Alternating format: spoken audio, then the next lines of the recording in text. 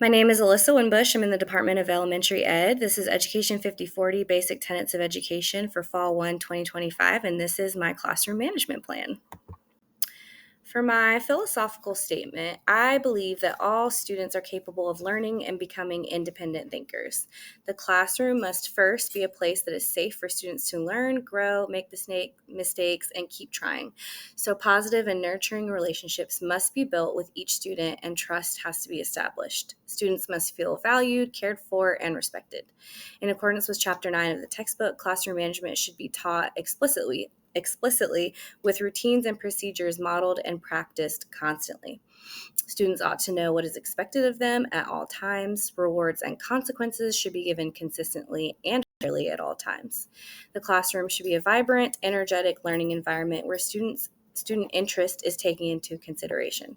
Responsibility and independence in thought and wise decision making should be taught and built within students by the teacher.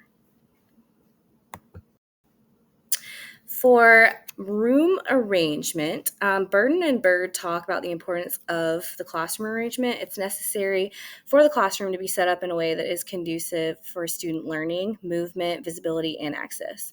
My student desks are in rows, visible to the teacher from all areas of the classroom, and the rows allow ease of movement throughout the classroom. Each desk has a partner desk, which is conducive to working together. The desks are set up in a way where I can easily move them or switch the seating arrangement if and when it's necessary.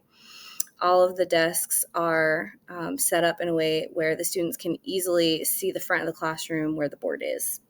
There's also a carpet space in the front of the classroom with the board for the whole group instruction. Small group table with chairs is in the front of the classroom.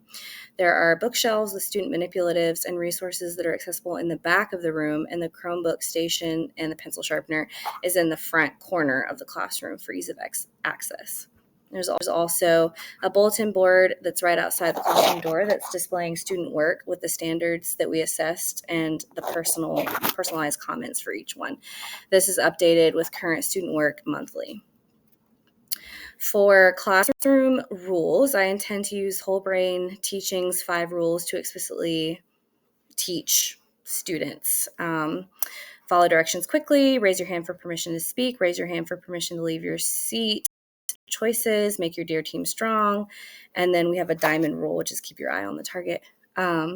I'll respond to positive student behavior by consistently praising and noticing students who are on task, thanking them for their hard work and wisdom, and incentivizing their behavior. I will manage negative behavior by first understanding and addressing the cause of misbehavior. I will then use the three-step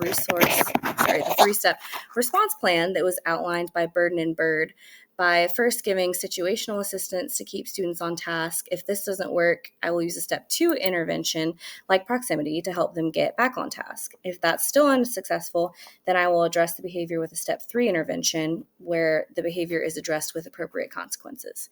I can maximize the effectiveness of my classroom management by ensuring procedures and transitions are taught and practiced effectively, materials are prepared beforehand, students are actively engaged in the learning objectives, and constant circulation is happening.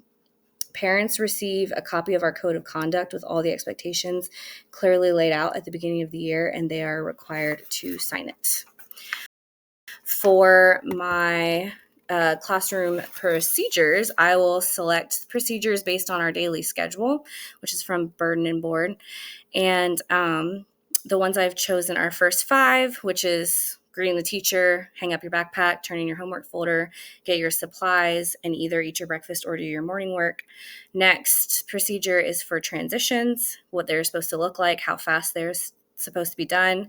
Then for instruction, I use CHAMPS, which the C is conversation, H is help, A is activity, M is movement, P is participation, and S is success.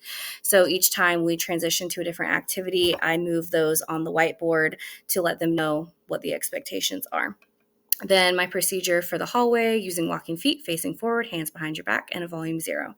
And my last procedure is the last 5, which is there to clean up, snack, backpack, homework folder, and then some type of leave out teacher goodbye. For me, it's usually a hug. And then just teaching, modeling, practice, and reteaching those procedures.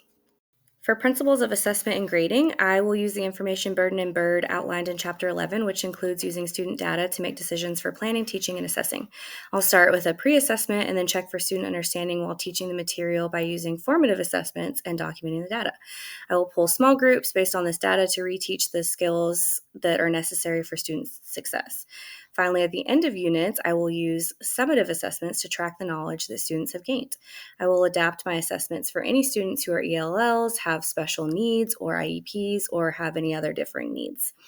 I will also document and differentiate my instruction for students in assessments where it's possible. I will use multiple approaches when gathering assessment information, and I will use rating scales and rubrics to grade assignments and assessments. I will use these consistently and equitably throughout the school year to ensure student growth and success. This is my reference. Thank you for watching.